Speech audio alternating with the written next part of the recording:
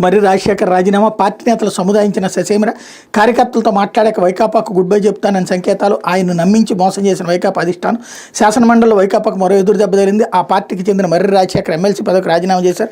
మరో 4 ఏళ్ల పదవీకాలం ఉన్నప్పటికీ ఆయన రాజీనామాకు సిద్ధపడ్డారు. స్పీకర్ ఫార్మాట్లో రాజీనామా పత్రాన్ని బుధవారం ఆయన మండలి చైర్మన్ మోషేస్ రాజుకి అందజేశారు. ఇలాంటి నిర్ణయం ఎందుకు తీసుకున్నారని చైర్మన్ ఆయనతో మాట్లాడే ప్రయత్నం చేసినట్టు తెలిసింది.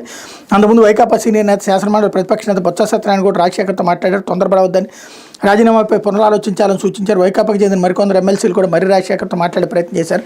అన్ని ఆలోచించాకే తాను నిర్ణయానికి వచ్చానని ఆయన సున్నితంగా తిరస్కరించారు. ఎమ్మెల్సీ పదవికి రాజీనామా చేశారు. చిలకలూరుపేటకి వెళ్ళి మా కార్యకర్తలతో మాట్లాడాక వైకాపాకు రాజీనామాపై నిర్ణయాన్ని ప్రకటిస్తారు, తర్వాత ఏం చేయాలనేది నిర్ణయిస్తారన్నట్లు వార్తను హైలైట్ చేశారు.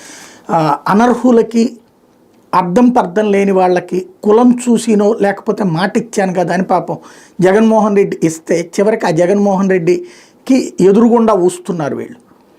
ఇప్పటికే 5గురు. ఇంతకుముందు తెలుగుదేశం పార్టీ ప్రతిపక్షంలోకి వెళ్ళినప్పుడు 23 స్థానాలకు పరిమితమైన రోజున వాళ్ళ ఎమ్మెల్సీలు ఏం పరిగెత్తుకుంటూ వైసీపీకి రాలేదే.